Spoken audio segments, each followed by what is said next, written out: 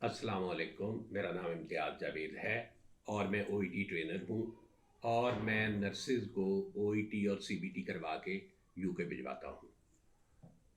آج کی میری ویڈیو ان میل اور فیمیل نرسز کے لیے ہے جو یو کے جانے کی تیاری کر رہے ہیں، جنہوں نے او ای ٹی کر لیا ہے یا کرنا ہے، اور پچھلے 3-4 ماہ سے جو این ایچ ایس نے ریکروٹمنٹ نہیں کی، اسپیشلی اوورسیز نرسز کی، اس سلسلے میں آج میں آپ سے بات کروں گا۔ دوسرا میں ان 148 نرسز کا بھی ذکر کروں گا جنہوں نے جعلی یا بوگس یا فیک او ای ٹی کے ریکارڈ پر جا کر یو کے میں جاب کی ہے اور یو کے نے ان کو جاب سے ہٹا دیا ہے۔ تو یہ دونوں میرے موضوع ہیں آج کے۔ تو سب سے پہلے تو میں یہ ڈسکس کرنا چاہ رہا ہوں کہ جو پچھلے 3-4 ماہ سے یو کے میں نرسز کی، یعنی اوورسیز نرسز کی این ایچ ایس کے تھرو ریکروٹمنٹ نہیں ہو رہی تھی، اس کی بھی ایک خاص وجہ ہے۔ وجہ آپ کو پتہ ہے کہ ہر ملک میں ہی فنڈز کا ایشو ہوتا ہے اور بعض اوقات پالیسیز کا ایشو بھی ہوتا ہے۔ تو اس بار جو 3-4 مہینے سے یہ این ایچ ایس کے انڈر ریکروٹمنٹ رکی ہوئی ہے، اس کا جو سننے میں آ رہا ہے، جو جتنی میری اب تک کی ریسرچ ہے، تحقیق ہے یا انویسٹیگیشن ہے، اس میں یہی آ رہا ہے کہ وہ کچھ فنڈز کا ایشو ان کو آیا ہے، اور یہ ٹوٹلی کہہ لیں وقتی ہے، جو کوئی پرماننٹ نہیں ہے۔ نرسز کا پروفیشن ایک ایسا پروفیشن ہے جس کی پوری دنیا میں ہی ڈیمانڈ ہے، اس کی پوری دنیا میں ہی شارٹیج ہے۔ تو یو کے بھی ان ممالک میں ہے یہاں پر نرسز کی بہت زیادہ شارٹیج ہے، اور یہ بالکل وقتی ایشو ہے جس پر نرسز کو پریشان ہونے کی ضرورت نہیں ہے، کیونکہ میں نے بہت سے نرسز کو پہلے بھیجا ہے، نرسز کو میں او ای ٹی کروا رہا ہوں، اور وقتی طور پہ ایک اپسیٹنگ سچویشن نرسز کے لیے بھی اور میرے لیے بھی ضرور ہے، لیکن جو ایک نیا این ایچ ایس نے بیان جاری کیا ہے، that is very much encouraging in a sense کہ انہوں نے یہ کہا ہے کہ the NHS long-term workforce plan says the NHS is particularly reliant on international recruitment compared to healthcare system in other countries such as USA and Canada۔ یعنی یہ جو پچھلے دنوں سے جو معاملہ خراب تھا، این ایچ ایس کو خود ہی احساس ہو گیا ہے کہ ہمیں تو نرسز کی بہت زیادہ ضرورت ہے، ہمارے پاس تو اپنی پروڈکشن ہے ہی نہیں۔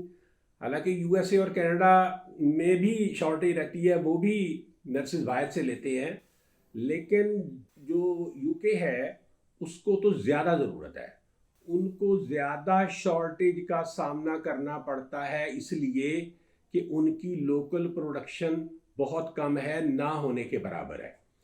اور اگرچہ یو ایس اے اور کینیڈا یا آسٹریلیا وہ بھی باہر سے نرسز لیتے ہیں، باوجود اس کے کہ ان کی پروڈکشن بہت زیادہ ہے، اور این ایچ ایس کہہ رہا ہے کہ ہمارا تو سارا ڈیپینڈنس ہی اوورسیز نرسز پر ہے، تو ہمیں یہ جلد از جلد نرسز کو لینا ہوگا۔ اس کا مطلب یہی ہے، اور ساتھ ہی وہ کہہ رہے ہیں کہ if the ambitions set out in the plan are met, NHS England foresees there will be a material decrease in international recruitment of adult nurses from 2030۔ یعنی 2030 تک تو ان کو ہر صورت باہر سے نرسز لینی پڑیں گی، اوورسیز نرسز کو ریکروٹ کرنا ہوگا، اگر وہ اپنے نئے پلان جس کے تحت وہ زیادہ سے زیادہ نرسز کو تیار کر رہے ہیں، اگر وہ اس پلان پر بھی چلتے ہیں تب بھی 2030 تک ان کی شارٹیج ختم نہیں ہونے والی۔ Until then, international recruitment would need to remain at least around current levels۔ تو 2030 تک تو جناب نرسز کو لینا ہی لینا، انٹرنیشنل ریکروٹمنٹ نرسز کی ہونی ہی ہونی۔ تو یہ ایک بڑی انکریجنگ خبر ہے، ایک بڑی گڈ نیوز ہے نرسز کے لیے کہ بہت جلد انشاءاللہ ان کی ریکروٹمنٹ شروع ہو جائے گی این ایچ ایس کے انڈر۔ تو دو ہی فیکٹر تھے، ایک تو سب سے بڑا فیکٹر ان کا تھا کچھ پالیسیز کا، کیونکہ پچھلی دنوں انہوں نے کچھ پروفیشنز کے متعلق اپنی پالیسی ریوائز کی تھی، اور دوسرا کوئی فنڈز کا ایشو تھا۔ اب تک کی میری معلومات میں یہی بات ہے۔ اب یہ جو انہوں نے اسٹیٹمنٹ جاری کیا ہے این ایچ ایس نے، it is very much encouraging for nurses کہ very soon they are going to recruit nurses from all over the world. اور کیونکہ ہمارے ہاں بہت سے بچوں نے این ایچ ایس کے ذریعے اپلائی پچھلے دنوں کیا تھا، تو لیکن ابھی تک بات نہیں بنی. کچھ نے انٹرویوز بھی دیے ہیں، بات نہیں بنی. تو انشاءاللہ یہ فوری طور پہ اب ہونے کی امید لگ گئی ہے. ایک تو میں یہ گڈ نیوز کہہ لیں شیئر کرنے لگا تھا، کیونکہ یہ بیان، یہ اسٹیٹمنٹ جو NHS کا ہے، this is very much encouraging for all those nurses who have prepared for OET and CBT and who have got their enrolment in NMC. So this is a very encouraging news for them. One. Secondly, پچھلے دنوں 148 nurses ان کا scheme سامنے آیا ہے. وہ nurses زیادہ تر India کی تھیں. انہوں نے جعلی OET کے سرٹیفکیٹ پیش کیے تھے. اس کی بنیاد پہ انہوں نے وہاں جا کے جاب بھی لے لی. لیکن جب انویسٹیگیشن ہوئی تو پتہ چلا ان کے سارے یہ جو ریکارڈز ہیں یہ بوگس ہیں. ظاہر ہے بڑی شرمندگی کی بات ہے. میں نے تو کم از کم ہمیشہ صحیح گائیڈ کیا ہے. میں نے ہمیشہ سے کہا ہے کہ ایسا کوئی کام نہ کرو کہ جو آپ کے اپنے لیے، آپ کے گھر والوں کے لیے اور آپ کے ملک کے لیے بدنامی کا باعث ہو. تو ایسا کبھی بھی نہیں کرنا چاہیے. جنہوں نے بھی کیا ہے بہرحال، اگر وہ انڈیا سے ہیں یا پاکستان سے ہیں یا کہیں سے بھی ہوتے ہیں، کوئی بھی ایسا کام کرتا ہے، کوئی نیپال سے ہوتا ہے، سری لنکا سے ہوتا ہے، کوئی بھی ہوتا ہے. ہمارے چونکہ ایشین سے زیادہ تر ادھر جاتے ہیں، خاص طور پہ یہ ہمارے علاقوں کے لوگ، بنگلہ دیش سے، پاکستان سے، نیپال، سری لنکا، یہی لوگ زیادہ تر وہاں جاتے ہیں. تو ہمیں بہرحال اپنے اپنے ملک اور قوم کی عزت کا خیال رکھنا چاہیے اور ایسا کوئی کام نہیں کرنا چاہیے جو ہمارے لیے شرمندگی کا باعث ہو. اور ہمیشہ میں نے سیدھا جائز راستہ ہی اڈاپٹ کرنے کو کہا ہے. اور OET کو اتنا مشکل کام کوئی نہیں ہے کہ جس کے لیے ہمیں بوگس کاغذوں کا سہارا لینا پڑے.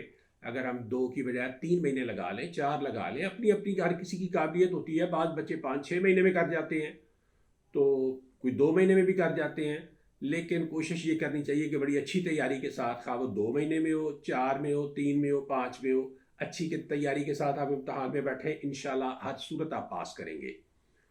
باقی جہاں تک OET کا تعلق ہے تو یہ الحمدللہ ہمارا ادارہ OET کروا رہا ہے.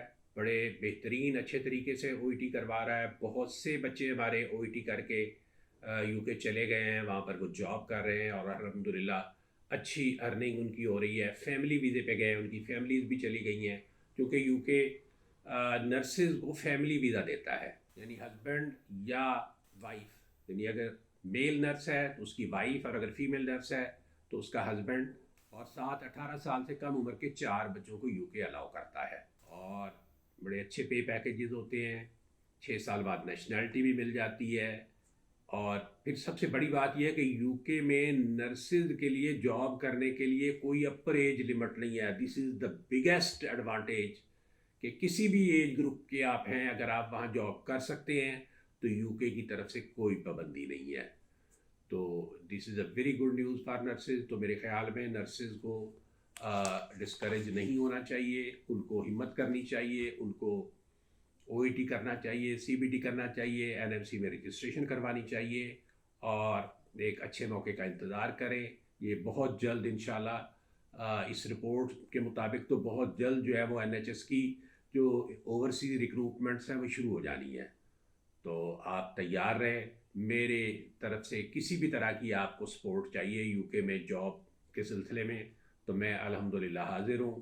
ہر طریقے سے میں OET کروانے میں، CBT کروانے میں، جاب ہنٹ کرنے میں، ہر طریقے سے میں نرسز کو سپورٹ کرتا ہوں، اور تقریباً پچھلے 2-3 سال سے کر رہا ہوں، اور انشاءاللہ میں آئندہ بھی کرتا رہوں گا.